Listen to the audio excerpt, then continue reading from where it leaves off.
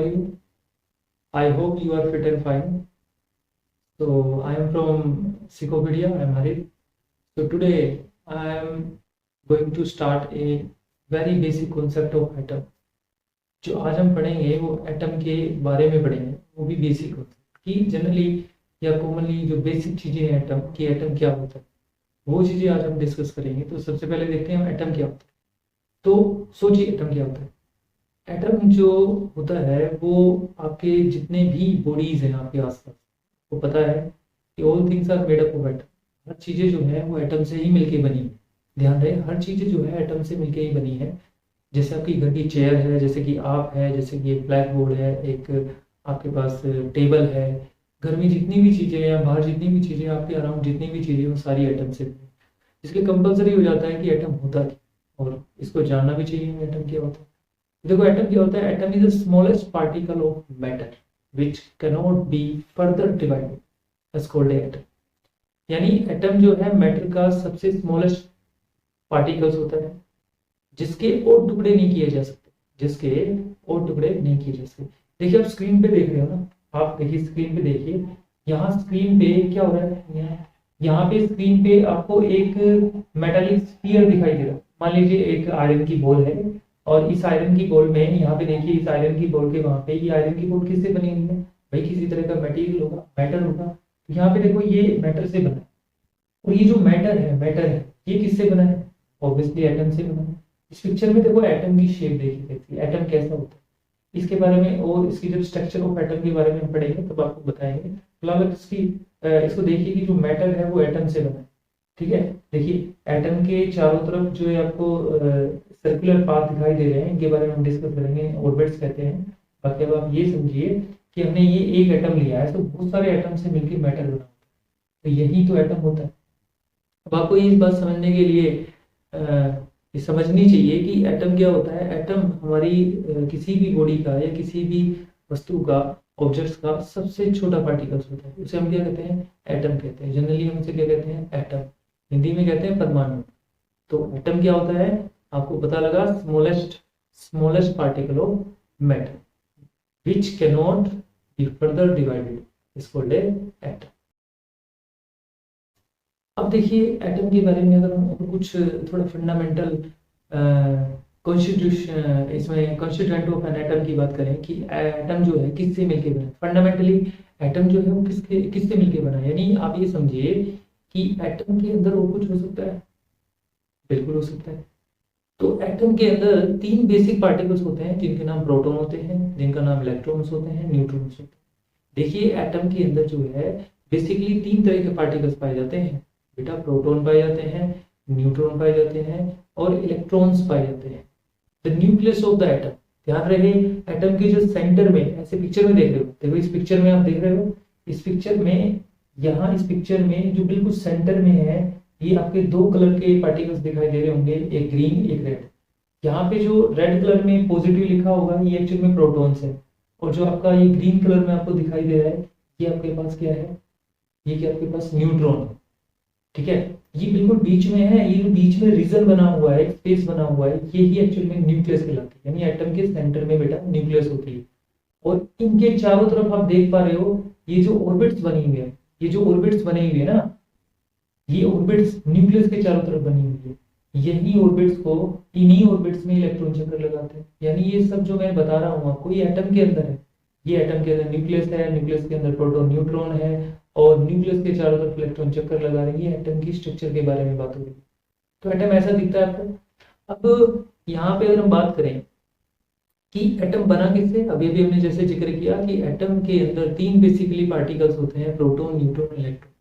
The nucleus of atom contain proton and neutron. यानी atom की जो न्यूक्लियस में प्रोटॉन और न्यूट्रॉन पाए जाते हैं, और जो प्रोटॉन होता है ना, प्रोटॉन पॉजिटिव चार्ज होता है, पॉजिटिव नेचर का होता है प्रोटॉन, यानी पॉजिटिव चार्ज होता है उस पे, और न्यूट्रॉन पे कोई चार्ज नहीं होता। ध्यान रहे, न्यूट्रॉन पे कोई चार्ज नहीं होता, ये न्यूट्रल होता है, न्यूट्रल। यानी जिसपे कोई चार्ज नहीं होता, नेट चार्ज नहीं होता, वो न्यूट्रल कहलाता है। इसके अलावा देखिए आपके पास ये इलेक्ट्रॉन है, इलेक्ट्रॉन पे नेगेटिव चार्ज होता है।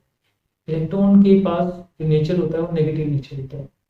और अभी अभी बताया, जिस आउटर रीजन में इलेक्ट्रॉन चक्कर लगा रहे होते हैं को इलेक्ट्रॉन सेल के। अब देखिए यहाँ पे अगर हम थोड़ा सा हम बेसिकली और फैक्ट्स पढ़े हैं तो देखो जे थॉमसन ने 1897 में इलेक्ट्रॉन की डिस्कवरी। तो इलेक्ट्रॉन की डिस्कवरी किसने की? जे थॉमसन ने। कब की? 1897 में की। इसके बाद हमारा तीसरा जो दूसरा पार्टिकल था अर्नेस्ट गोल्डस्टीन। जो अर्नेस्ट गोल्डस्टीन थे उन्हें 1886 में डिस्कवरी की प्रोटॉन की। इसकी की प्रोटॉन की।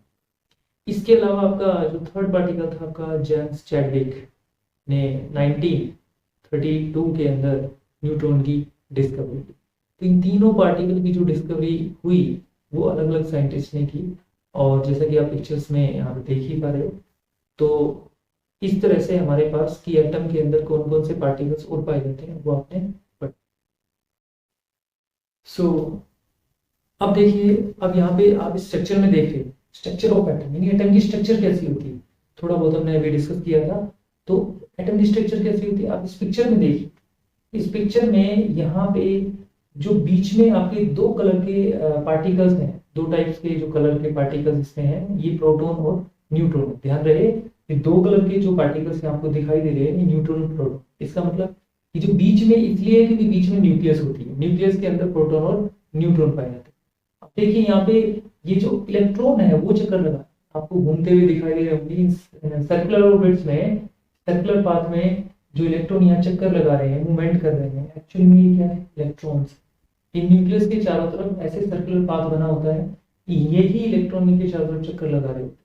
भाई इन्हीं इसी सर्कुलर ऑर्बिट्स को तो ऑर्बिट कहते हैं, इसी सर्कुलर पाथ को ही तो ऑर्बिट कहते हैं, जैसा कि आप पिक्चर्स में देख रहे हैं।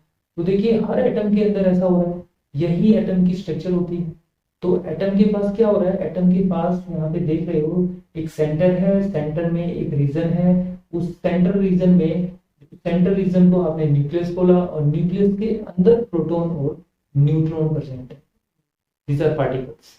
और यहाँ देख रहे हो जो आप न्यूक्लियस के अंदर दो तरह के पार्टिकल हुए, एक प्रोटॉन हुआ और एक आपका हुआ neutron.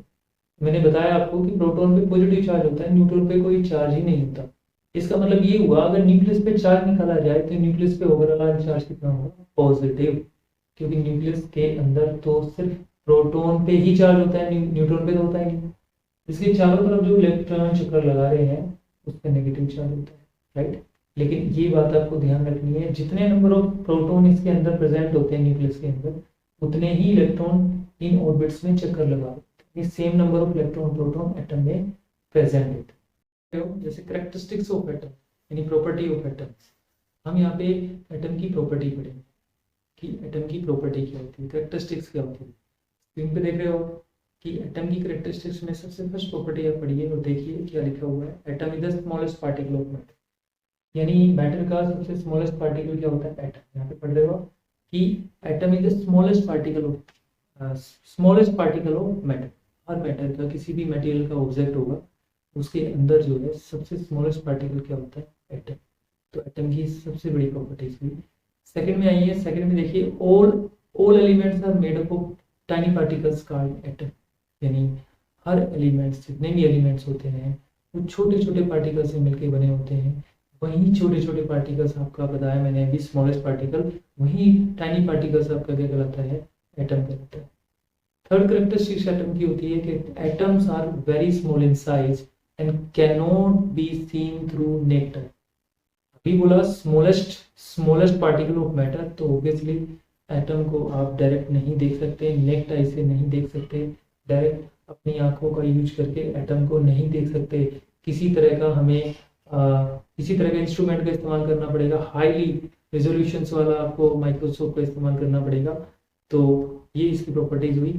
Atom does not exist in free state in nature, but atom take part in chemical reaction। देखिए जो एटम है वो फ्री स्टेट में नेचर में नहीं होता। ऐसा नहीं है कि एटम फ्री, अकेला एटम ही घूमता रहेगा नेचर के अंदर, कभी ऐसा नहीं होगा। एटम जो है, लेकिन एटम ये कह सकते हैं कि केमिकल रिएक्शंस में जो एटम्स होता है वो पार्टिसिपेट करता है, लेकिन एटम फ्री स्टेट में आपको कभी अकेला नहीं मिलेगा।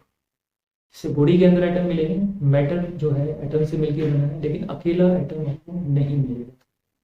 इसके बाद नेक्स्ट प्रॉपर्टी देखते हैं। The property of a matter depend upon the characteristics of atom. देखिए एटम एक ही तरह का नहीं होता, डिफरेंट मटेरियल के डिफरेंट एटम होते हैं। इसका मतलब ये हुआ कि जो भी मैटर की अपनी अलग अलग प्रॉपर्टी होती है, किसी तरह का मैटर, कोई किस तरह का मैटर होता है, कोई किस तरह, जैसे कि आयरन मैटर है, कॉपर मैटर। आयरन मैटर की अलग प्रॉपर्टी होती है, कॉपर की अलग होती है, सैंड की अलग होती है, प्लास्टिक मटेरियल की अलग होती है। ये प्रॉपर्टी डिपेंड करती है कि एटम की कैरेक्टरिस्टिक्स कैसी है, कि वो एटम किस नेचर का है, इस पर डिपेंड करती है। नेक्स्ट आता है the size of atom is indicated by its radius. हमें ये पता करना होता है कि भाई एटम का साइज कैसे, हमें ये इंडिकेट करना है कि एटम का साइज कैसे मेजर किया जाता है। ध्यान रहे, एटम का साइज होता है उसकी रेडियस के थ्रू मेजर किया जाता है। वैसे अगर जनरली बात करें तो एटम का जो साइज हम लेते हैं वो 10 की पावर -10 मीटर लेते हैं एज ए पावर ऑफ 10 में।